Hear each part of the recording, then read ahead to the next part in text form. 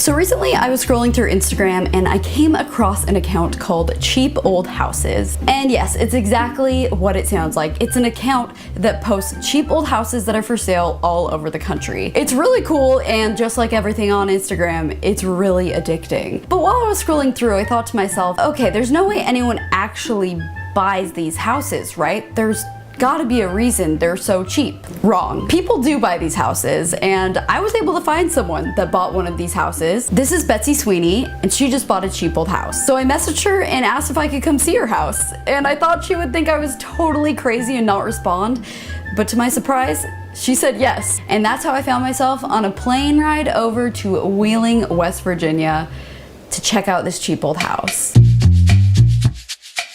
If you were to drive just an hour southwest of Pittsburgh, you would find yourself in the city of Wheeling.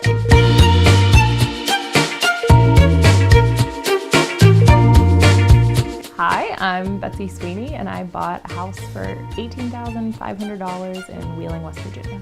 Here it is, folks, the $18,000 house. For that price tag, Betsy got a 4,000 square foot Victorian style home that features 4 bedrooms, a tiny house, and a very spacious lot. But before we head inside, let's talk about why it's so cheap. The city of Wheeling was established in the early 1800s, and it was quickly considered the gateway to the West. With it being situated on the Ohio River, steamboats made it extremely accessible to import and export goods. It really began expanding though in the industrial era, and factories started popping up for everything from glass production to steel, iron, nails, even these pretty tin ceilings that you see. Wheeling was the biggest producer for those. People were becoming really wealthy from it, and as a result, grand buildings were constructed all around the town. It was very trendy then to show off your wealth with a big building. Eventually that gold rush came to an end and the Great Depression hit. With that, jobs started going overseas and these factories became obsolete. The population has been in decline ever since. Therefore, we have this cute little city with many beautiful buildings that are extremely cheap and vacant. Like many industrial cities, Wheeling has never fully recovered from that downturn, but now with such a rich architectural heritage and cheap cost of living, this younger generation of people like Betsy are moving to Wheeling and working to revive the community. So if you enjoy this video, be sure to subscribe to my channel, and also please give it a thumbs up. It really helps the video's performance with YouTube, and maybe share it with a friend. So let's go check out her house.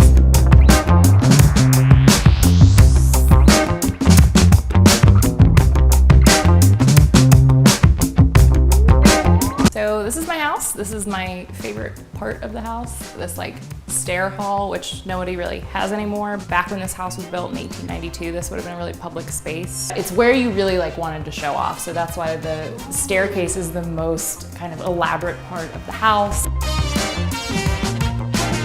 And then I love this fireplace. This is one of the reasons I bought the house. I own rescue dogs. I've researched dogs in my professional career.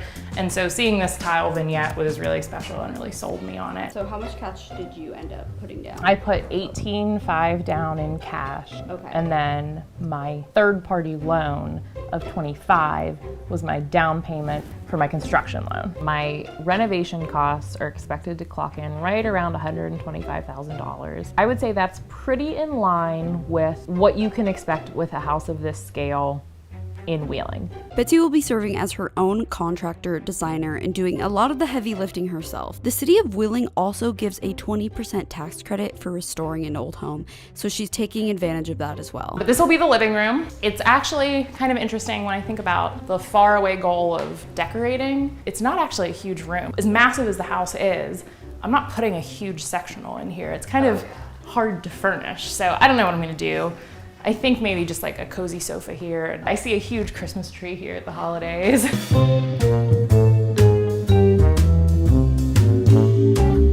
And the other thing that's super exciting about this room is that my pocket doors work, which usually they're trapped in the wall or broken, and these work, they both close. This is the dining room. So again, I have another pocket door that works. I love this fireplace. And these stained glass windows are not original to the house. In like the 1920s, a Presbyterian church owned my home. So they salvaged those windows and had them installed. This area, there used to be a stair. So when we go upstairs, it'll make more sense, but there would have been a secondary service stair that came out right here. At some point in the 20th century, that was taken out and they put this little half bath in here. But I love it. It's a great size. It's super practical. I love this sink. And this will have like crazy wallpaper and just be like a very cool room. And then this is my kitchen. This corner of the house was like collapsing. So all of that was reinforced and then this floor was laid down. And so I think the plan in here is cut in, starting here, the whole way up, all the way here, the whole way back, to create one straight wall to hang a full set of pantry cabinets on. Range here, refrigerator here, weird corner I still have to figure out is like here. It's a challenge and it might change because it's an old house and they didn't have kitchens like we have now.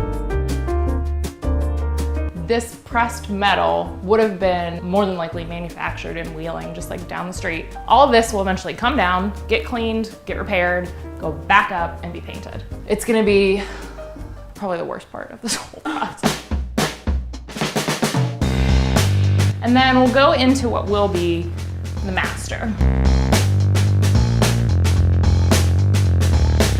This is actually one of the rooms that needs the most work. This scaffold, somebody will be standing in here, like in between the floor joists, fixing things up in there. I definitely get some second looks, especially when I meet contractors for the first time.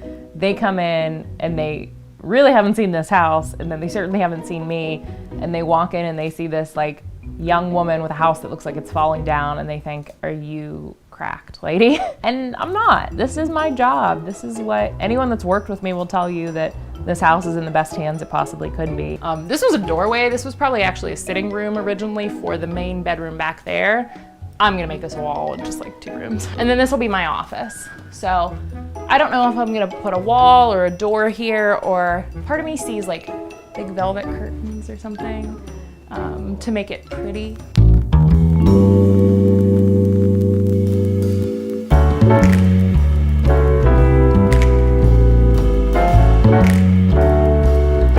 That's part of my fireplace from my bedroom. Oh, and this is the service stair, or what's left of it. So you originally would have come all the way down and ended up in the hall and exited or whatever, but now this is the ceiling of that half bath. I am a big meditator, a big reader, so this whole little space is just gonna be like my little nook. I'm weirdly into this room too, even though it is just a guest bedroom, and honestly, probably shouldn't be as big of a priority as it is for me, but I think it's a really pretty room. It's a large room, and it looks out into the backyard, which I really like. So like when my parents, I didn't tell them I was buying this until I was under contract, and I didn't let them see it until it was too late.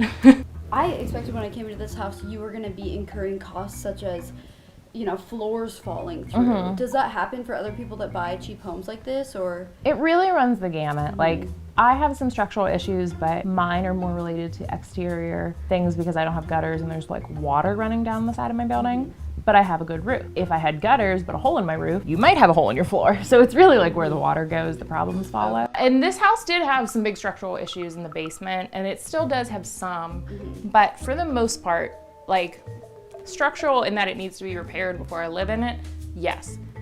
Not so bad that the house is gonna fall down though. And a lot of that is just the quality of materials used. So it's impossible to get wood framing members that are as strong as these trees were. Was there anything unexpected that's happened since buying this house? My dad and I were downstairs in the half bath, like doing some wiring, and we heard a crash. And so we went into the living room where we kind of heard it, and like some drywall fell or something. And we were like, no, it was heavier. Like what was that? So we went upstairs, and like 7 or 8 bricks from that corner had just fallen into the floor. This project is expected to take about a year's time, with 6 months of construction and another 6 months of finish work. Betsy's hoping to be in the house by the new year and entertaining by next summer. The bathroom, someone got a little bit into a modern bathroom update in here.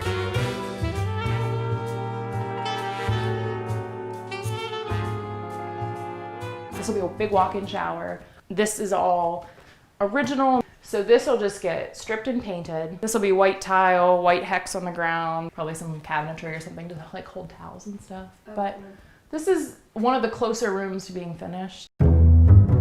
This is fitted for a washer dryer, cabinetry above, a closet here, maybe a mirror there, and then there's gonna be another closet here because it's already naturally cut in because again, this is where they borrowed for the bathroom. Shoe closet in here, and this will function like a master closet laundry room.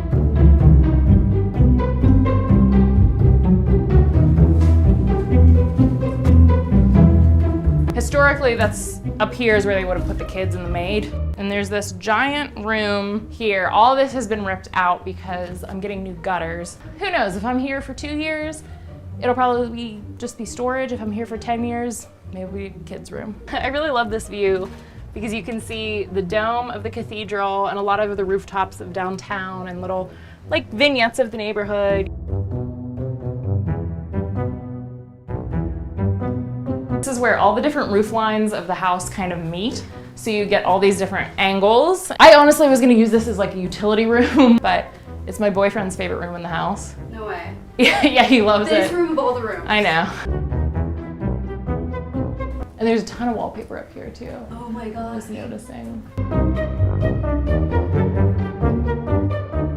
I think this probably would have been a maid's room. I totally see 2 twin beds here. I just really like this little room for some reason. So that's the house? That's the house.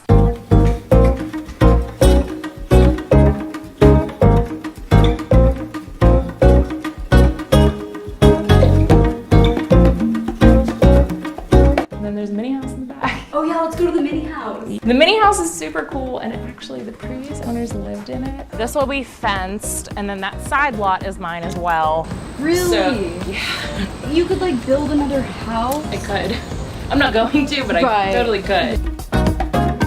Everything that was in the basement of this house, which is a lot of stuff, is here. It was, if you can kind of imagine, this space back here was like a dry sink kitchen. And then in here they had, previous owners had a little camp toilet. This was their living space. And then up here, there's steps to a loft. So this building was actually a shed, like behind a fancy house in South Wheeling, another neighborhood. And the previous owners salvaged it, took it all apart, brought it here. All of it is just like bits and pieces of houses that have been saved from the dumpster, essentially. I'm like honestly in shock right now because this right here, even this, like I would pay $18,000 just for this. Yeah. Just for this, it's like essentially a tiny house. It totally is a tiny house. It could be anything. I could run a business out of here. I could make it a she shed. I could make it a guest house. It's already has electricity. It's insulated. It's warm. That's so cool. Yeah. And this whole space, there'll be a fence back there. There'll be a fence here. I don't know if I'm gonna make this grass or beds or patio or what. This will be a retaining wall. And then this will be a privacy fence. And then the street facing side will be a brick wall. And then it'll also create like a little secret garden vibe back here. So you work with old houses for a living. When did you realize, okay, I want to own my own old house one day? Probably when I was like 4. Okay. I've always dreamt of it. And it was when I decided to move to Wheeling that I saw the quality of life and the cost of living that I could have here would really allow me to do the extreme end of what my kind of goals and dreams were and buy something like this. I can't afford to do this in DC or Brooklyn or like, I'm not a millionaire, so in Wheeling, yeah, I can the Juliet balcony off my attic. West Virginia is a scrappy little state and Wheeling is a scrappy little city, and when people come in and embrace it, they are happy to have you. To be honest, I was not expecting much out of Wheeling, West Virginia, but it did surprise me. It seems like an ideal place to live. With a beautiful waterfront and mountains, it's just an hour outside of a big city and international airport. With nice people, a low cost of living, it's no wonder she moved here. What do you think it'll take to, keep growing as a city? Wheeling is definitely on the cusp of revitalization, and while we feel like we're doing a lot to kind of make it up that hill, it's a slippery slope. So we have to have more people that want to be entrepreneurs and want to kind of take the risk and maybe start a business or buy a building or open a storefront. Getting more young people here that maybe are you know, working from home indefinitely or just kind of rethinking what workplace or home looks for them, I think this is a great place to move to and try.